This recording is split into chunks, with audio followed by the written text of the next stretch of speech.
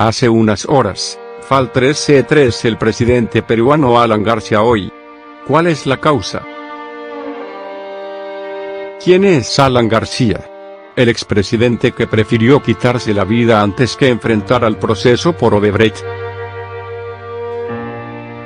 Solo Dios y los imbéciles no cambian, decía el exmandatario peruano. El premio Nobel, Mario Vargas Llosa, lo describía como el mal menor. Perfil. El 2 veces presidente, Alan García, era uno de los estadistas más hábiles de Perú. A los 69 años se vio acorralado por las ramificaciones de la red de corrupción de la constructora Odebrecht y se quitó la vida. García falleció este miércoles en un hospital de Lima tras dispararse un tiro en la cabeza cuando la policía iba a detenerlo. Consternado por el fallecimiento del expresidente Alan García. Envío mis condolencias a su familia y seres queridos, escribió el actual mandatario peruano, Martín Vizcarra, en Twitter. El cerco de la investigación Odebrecht comenzó a estrecharse de manera apremiante sobre García a fines del año pasado, cuando fracasó en su intento de conseguir asilo en Uruguay para eludir la investigación de la Fiscalía por supuesta corrupción. En noviembre había ingresado a la embajada uruguaya en Lima, donde solicitó asilo alegando persecución política, pero Montevideo rechazó su pedido y al cabo de 16 días tuvo que marcharse a su casa. Fue la primera vez en una prolífica carrera política de 4 décadas que el líder socialdemócrata peruano, que en el momento de su muerte era muy impopular en su país, enfrentaba aprietos judiciales. La presión de la Fiscalía lo mostró varias veces desencajado ante los periodistas, a los que retó a demostrar sus supuestos delitos.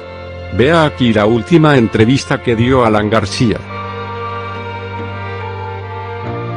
Encuentran algo, dijo en noviembre García en un mensaje dirigido a los malvados que se pasan la vida que cualquier cosa que pudiera haber tiene que ser él. Demuéstrenlo pues imbéciles, lanzó desafiante en ese entonces. Nacido en Lima el 23 de mayo de 1949, su vida familiar fue azarosa. Padre de 6 hijos de 3 relaciones diferentes, también tenía un nieto. Estuvo residiendo hasta el año pasado entre Lima y Madrid, donde vivía su actual pareja con su hijo menor. A pesar de la impopularidad que arrastró luego del desastre económico de su primer gobierno, 1985-1990, ganó la presidencia nuevamente en 2006 al frente del socialdemócrata APRA, el partido más antiguo y sólido de Perú. En 2006, su reelección se pudo explicar porque tuvo como rival en segunda vuelta al militar nacionalista Ollanta Humala, identificado con el entonces gobernante venezolano Hugo Chávez. García fue el mal menor, dijo entonces el premio Nobel peruano Mario Vargas Llosa. Los analistas consideraron que su resurrección política se debió, además, a sus extraordinarias cualidades como candidato, que le permitieron contrarrestar los fantasmas de su primer gobierno y mostrarse como alguien más reposado y sin esos arranques impulsivos que llevaron a que alguna vez lo llamaran caballo loco. Solo Dios y los imbéciles no cambian, señaló García para reforzar su mea culpa y su metamorfosis al dejar de ser promotor de la intervención estatal en la economía y abrazar el libre mercado. Su primera gestión había dejado una nación en una profunda crisis económica y moral. Su política económica estuvo marcada por un severo control del tipo de cambio, la estatización de la banca y una inflación anual de más de 7.600 en 1990. Por otro lado, la violencia terrorista del grupo maoísta Sendero Luminoso alcanzó sus picos durante su primer gobierno, que fue acusado tanto de ineficiencia como de excesos en la lucha antisubversiva, incluso con la formación de escuadrones de la muerte. Pero estas acusaciones, al igual que los cargos de corrupción que quiso atribuirle el gobierno de Alberto Fujimori, 1990-2000, quedaron en nada. Perseguido tras el autogolpe de Fujimori en 1992, García pidió asilo en Colombia y luego en Francia, regresando a Perú en 2001 cuando todas las acusaciones en su contra habían prescrito. En su segunda presidencia, de 2006 a 2011, se adaptó a la vigente economía neoliberal de la que había renegado en su primer gobierno y logró borrar los malos recuerdos que dejó. No obstante, la sombra de la corrupción lo siguió persiguiendo, al igual que entonces. Las encuestas venían mostrando en los últimos meses que Alan García era el político más impopular de Perú, con un rechazo de 80. Como la investigación de corrupción de Odebrecht en Perú llevó a la justicia a 4 expresidentes. El caso Odebrecht sacudió especialmente a la política peruana desde que se comenzaron a conocer los detalles de pagos por parte del gigante brasileño a las campañas políticas. El último capítulo fue la orden de arresto contra Alan García, que se suicidó este miércoles cuando la policía llegó a su casa. La muerte del expresidente Alan García escribe el nuevo episodio del escándalo de corrupción de Odebrecht en Perú.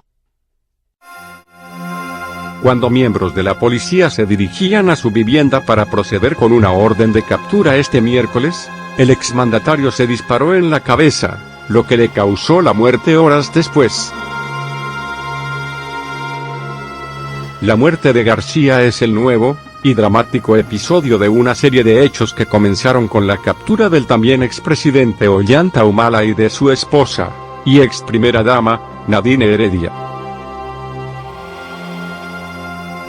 Posteriormente la justicia buscó a Alejandro Toledo, exmandatario peruano que reside en Estados Unidos y sobre quien pesa una orden de captura. Todos ellos están acusados de lo mismo, de recibir dinero del gigante de la construcción brasileña Odebrecht para financiar sus respectivas campañas presidenciales o por obras fundamentales de infraestructura como el Metro de Lima. En marzo de 2018, la investigación precipitó la renuncia del entonces presidente de Perú, Pedro Pablo Kuczynski. La pasada semana se emitió una orden de captura en su contra. Pero no solo son los expresidentes. Otros personajes públicos como Keiko Fujimori, hija del también expresidente Alberto Fujimori, quien está en la cárcel, y un grupo de políticos importantes del Perú han sido implicados en el escándalo. En BBC Mundo le contamos cada uno de estos casos. A principios de 2018, García tuvo que salir públicamente a defenderse de informaciones que lo vinculaban con presuntas irregularidades en la adjudicación del Metro de Lima. Según la Fiscalía peruana, la empresa brasileña pagó $7 millones en sobornos para quedarse con el contrato, adjudicado durante el segundo gobierno de García, quien presidió el país en 2 mandatos, 1985, 1992, 2006, 2011. Pero el exmandatario negó haberse beneficiado. No me mezclen en sobornos y coimas de gente sin moral ni patriotismo, dijo a través de Twitter el 24 de enero de 2018. En noviembre del año pasado, García solicitó asilo en la Embajada de Uruguay, pero el gobierno de ese país le negó la solicitud. Esta semana, tras revelarse que sería encarcelado de manera preventiva para evitar su fuga, volvió a afirmar que era inocente de todos los cargos. No existe ninguna delación, prueba o depósito que me vincule a ningún hecho delictivo y mucho menos con la empresa Odebrecht o la realización de alguna de sus obras, anotó. PPK, como se le conoce, vivió una larga agonía durante su mandato. Se posesionó como presidente en 2016, por su supuesta implicación en el escándalo de corrupción de la constructora. En diciembre de 2017, Odebrecht informó al Congreso peruano que había pagado $4,8 millones a 2 firmas de asesoría vinculadas a PPK. El caso lo llevó a enfrentar un proceso de vacancia en el Congreso por incapacidad moral, al que sobrevivió, aunque lo dejó bastante malherido políticamente. Los pagos, informaba el documento, eran por 7 consultorías que la compañía realizó entre noviembre de 2004 y diciembre de 2007, algunos de ellos cuando PPK era funcionario del gobierno del expresidente Alejandro Toledo, quien estuvo entre 2001 a 2006 en la presidencia. Kuczynski inicialmente negó haber recibido dinero de Odebrecht. Luego negó haber recibido algún pago ilegal, pero admitió haber trabajado como asesor. Finalmente, debido a las denuncias de irregularidades durante el proceso de su juicio político en el Congreso peruano, renunció a su cargo el 21 de marzo de 2018. La pasada semana se ordenó su captura de manera preventiva por 10 días. Uno de los casos más destacados también ocurrió contra el expresidente Alejandro Toledo, sobre quien pende una orden de detención nacional e internacional por supuestamente haber recibido un soborno de $20 millones por parte del gigante brasileño de la construcción. El exmandatario niega las acusaciones.